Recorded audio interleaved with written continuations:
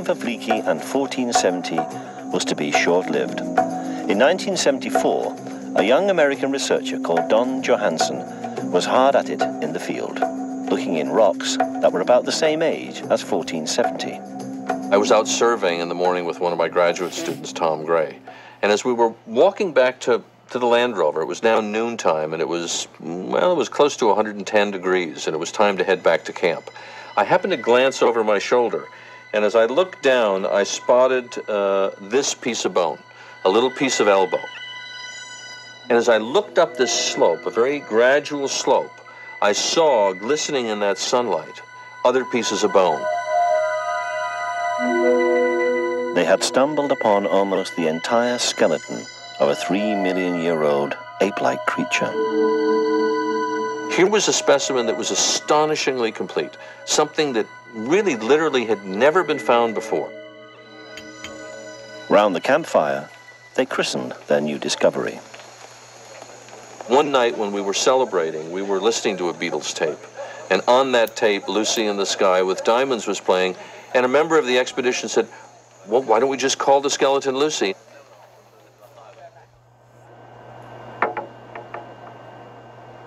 Back in America, they began to analyze Lucy. She was classified as an Australopithecine, an ape-like creature, and was dated at about 3.2 million years old, just older than 1470.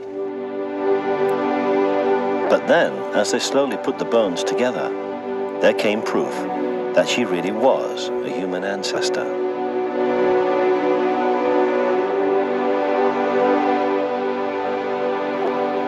Because this ape-like creature had one clear human characteristic, and it wasn't a big brain, but something quite different. She seemed to walk in a way that only humans do. Lucy was, as scientists say, bipedal, unlike apes who are quadrupedal. She walked on 2 legs, not 4.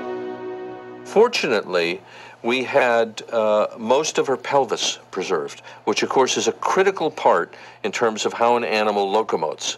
For example, a quadrupedal, a 4-legged chimpanzee, this example, for example, is very different from what we see in Lucy's pelvis.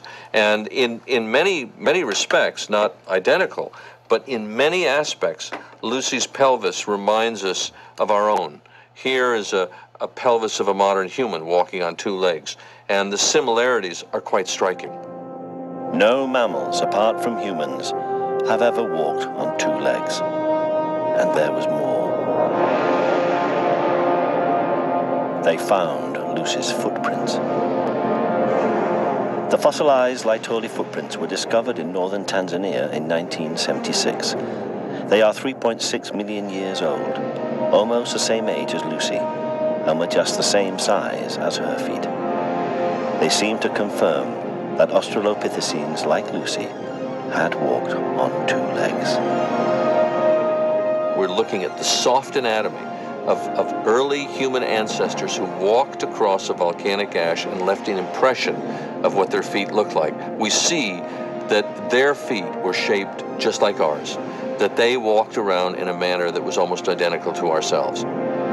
If Lucy had walked on 2 legs, then it seemed she had to have been a human ancestor. And that's when the trouble started, because Lucy's brain was just too small. Fortunately, we had the very back portion of the skull preserved.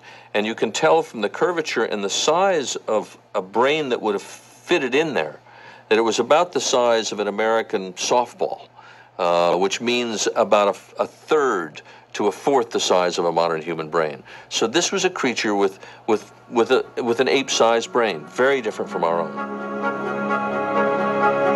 There was now a huge problem. Only one of Lucy and 1470 could be our ancestor. Both were about 3 million years old, but each had different characteristics unique to humans. If the theory was right, and it really had been the development of our masterful intelligence that had led us to evolve from apes, then that ancestor had to be the big-brained 1470. But now, there was real doubt. The signal that was coming out of these fossils was difficult to interpret, because on the one hand you had 1470 with its very large brain, and on the other hand you had Lucy with a very small brain, but clearly bipedal. And so what we then had was really a period of conflict. The only compromise, that somehow the slightly older Lucy had evolved into 1470, was also ruled out. 1470's brain was twice the size of Lucy's. There was no way any creature could have doubled its brain size in the 400,000 years that separated them.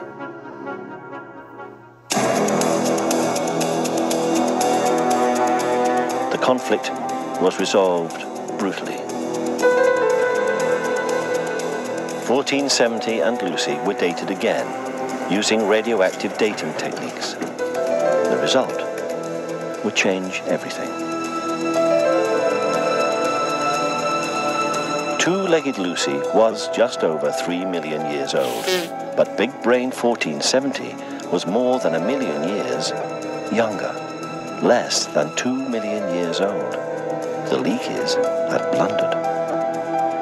The difference was such that 1470 could be descended from Lucy, and that meant the fossil of an ape-like creature with the first key human characteristic was not the big-brained 1470, but the two-legged, small-brained Lucy.